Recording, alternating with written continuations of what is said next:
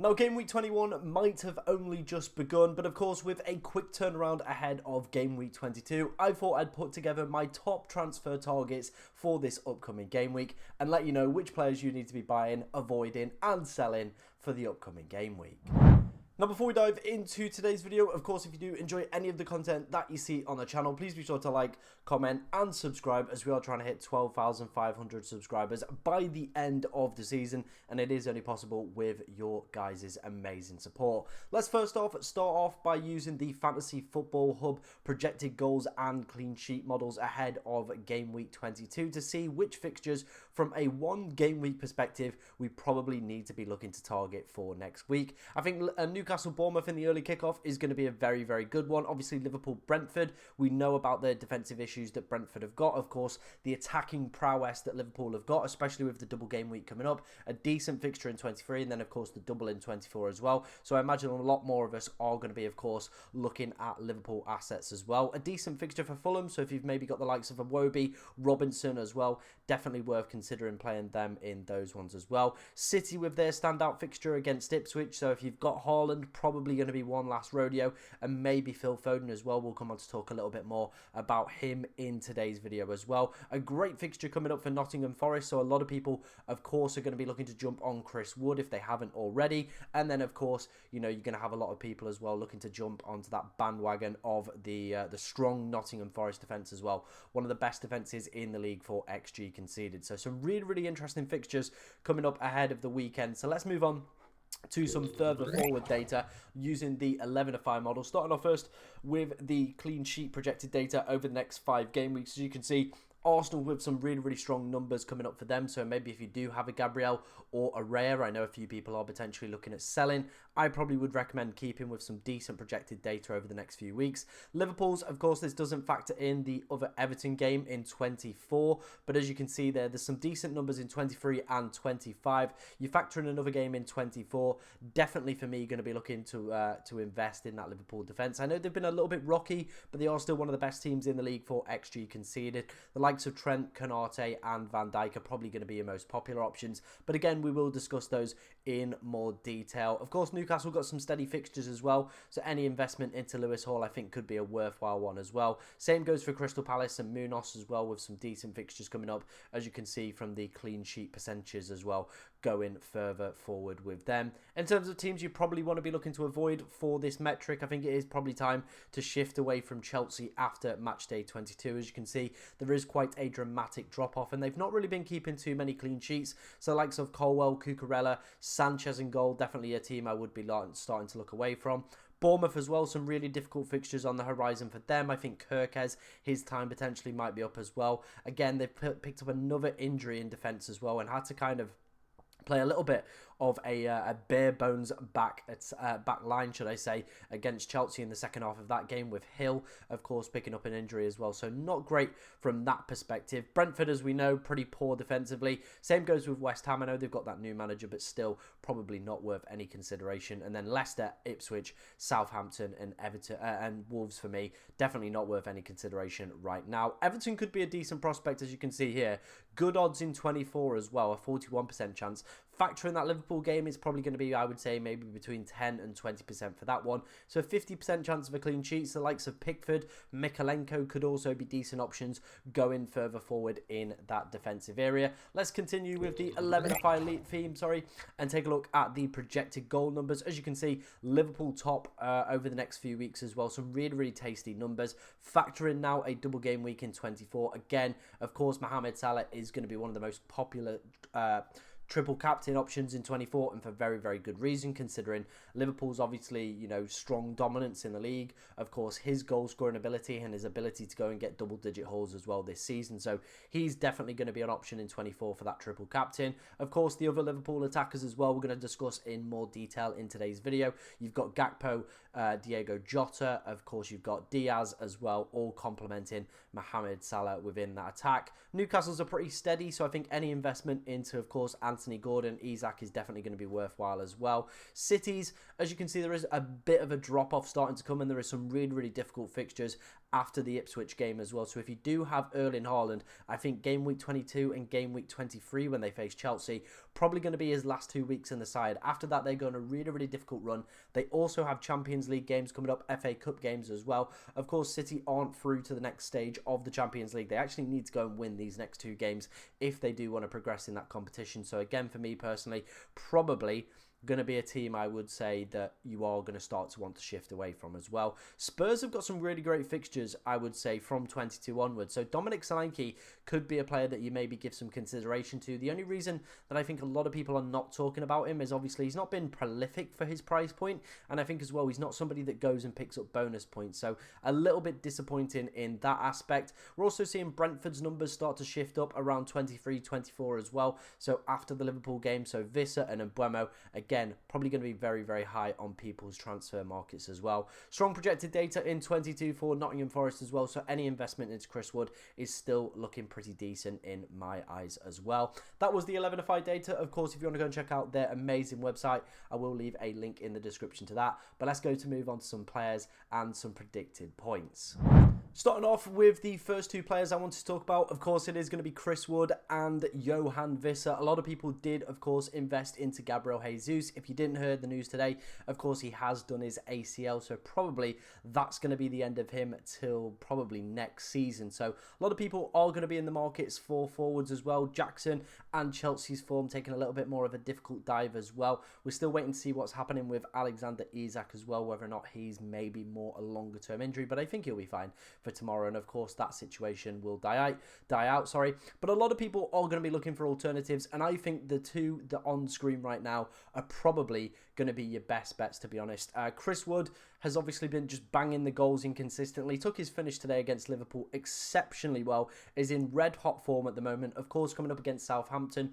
They're statistically the worst side in the Premier League at this point, currently beating Derby's record in terms of how poor they've been this season. A home fixture, Nottingham Forest, pretty great. I've obviously spoke about Bournemouth's kind of injury situation that they're starting to deal with as well, so that could be one. And Brighton haven't been a great defence throughout this whole season. It would not surprise me to see Chris Wood probably score in every single one of these games. Obviously that Southampton fixture as well, really, really good for him. And Nottingham Forest as well. I could actually go and see them, you know, put in a couple goals away. The only thing I would say is that Nottingham Forest, as a side this season, aren't a side that usually go and put 3 or 4 in. They are quite a more, I would say, defensive side, and kind of look to kind of consolidate leads rather than kind of gain or double them as well. So that's probably the only downside of Chris Wood. However, his minutes are very, very secure. Of course, a penalty taker as well, with some decent fixtures, decent projected goals as we saw coming up in the next few as well. So I think any investment into Chris Wood is definitely going to be worthwhile. As goes for the man on the right hand side, you probably argue his fixtures over the next 3 are a little bit more difficult. Like I spoke about, it is probably going to be more towards 23 is going to be the hop on point for, of course, Bryan Mbeumo and Johan Wissa. However, as you can see here, even with the difficult fixtures, Wissa has been absolutely cooking from the data side, absolutely demolishing Chris Wood in terms of the underlying data as well. More shots, of course, more of those coming in the box as well, more big chances created. And if you watch the game against City today, he was electric.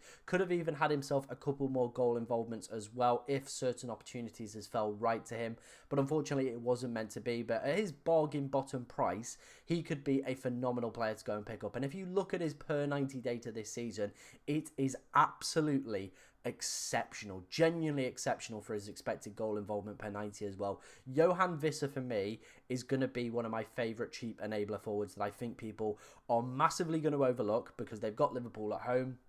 Liverpool have been struggling a little bit defensively in recent weeks.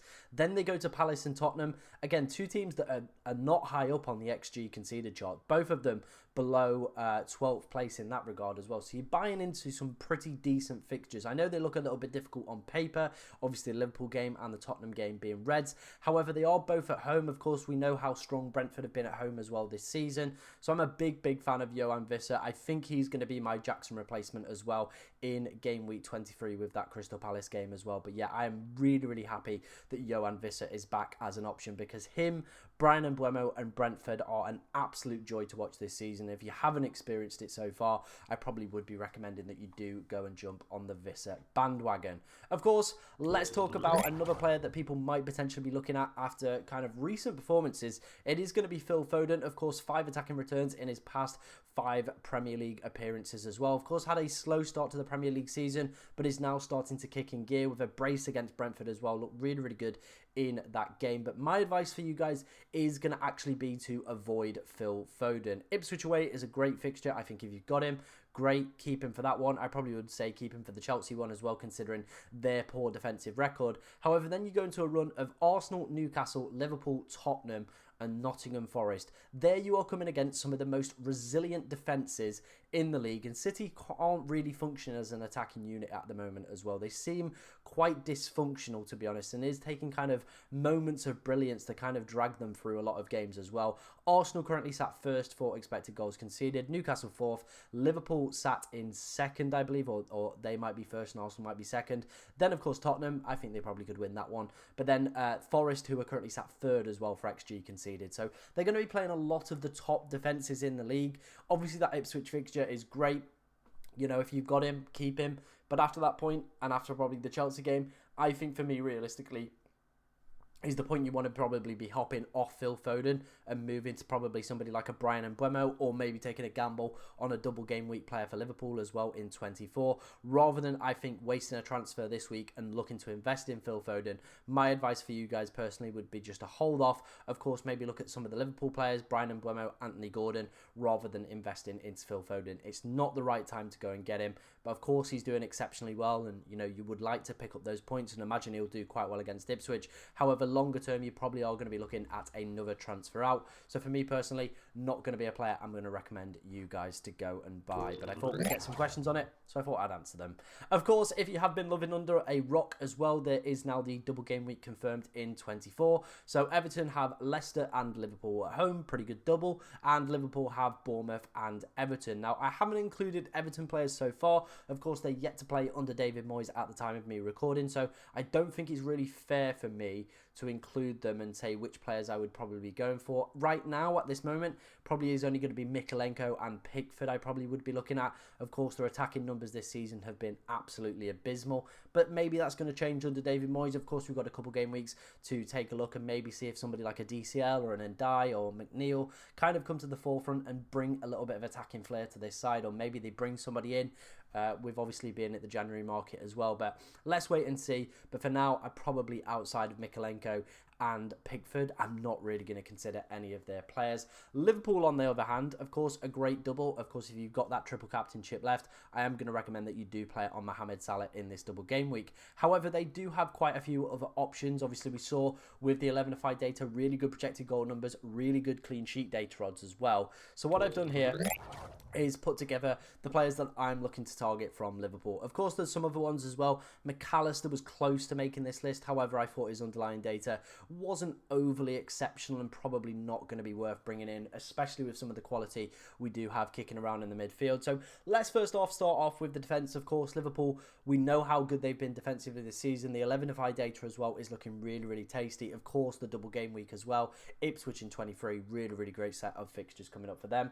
Trent, of course, is going to be the standout option with his attacking data. Of course, he's got the best expected goal involvement per 90 amongst all defenders and is the top 4 predicted points on this list over the next 3 game weeks. So very, very interesting.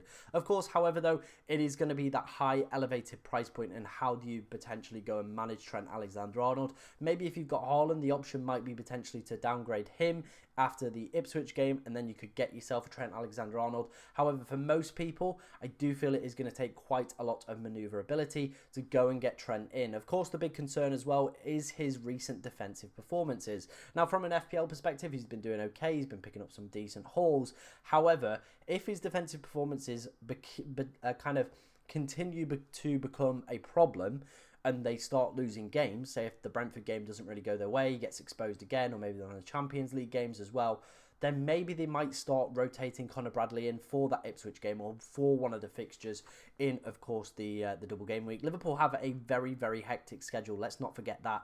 Of course, they've got Champions League, the second leg of the Carabao, and then they have FA Cup as well.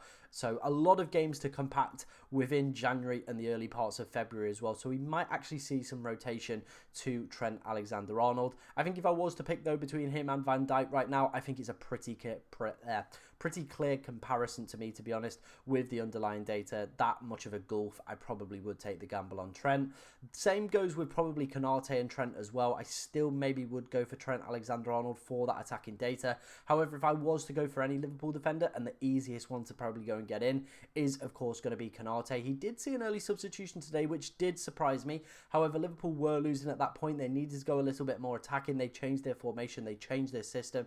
So I don't necessarily think it's a kind of reflection on him or his performance. Of course, they've obviously lost Kwanzaa. They don't have Joe Gomez at the moment. So I think for most of these games, Konate is going to be a pretty nailed player. Of course, he is just coming back from injury as well. So probably going to take a little bit of time for him to readjust, get himself fully fit as well. Lots of games coming up for Liverpool. But you do imagine he's going to be first choice. And I think in that budget bracket, he is probably going to be one of the easiest players to go and pick up for this double game week as well. Alisson in goal is also a very, very decent shout. Same goes with Jordan Pickford, as I said earlier. Let's move on then to the three attackers that Liverpool have got: Diaz, Gakpo and Jota. The problem is, of course, rotation. They're all going to rotate with each other. I don't think anybody is 100% nailed out of all of these three players. Like I spoke about, they've got heavy fixture congestion coming up. If I was to say my favourite option out of all of them right now, it probably is going to be Cody Gakpo. I think he, on the left-hand side, is Slot's favourite player outside of Mohamed Salah. I reckon he probably is second on the team sheet.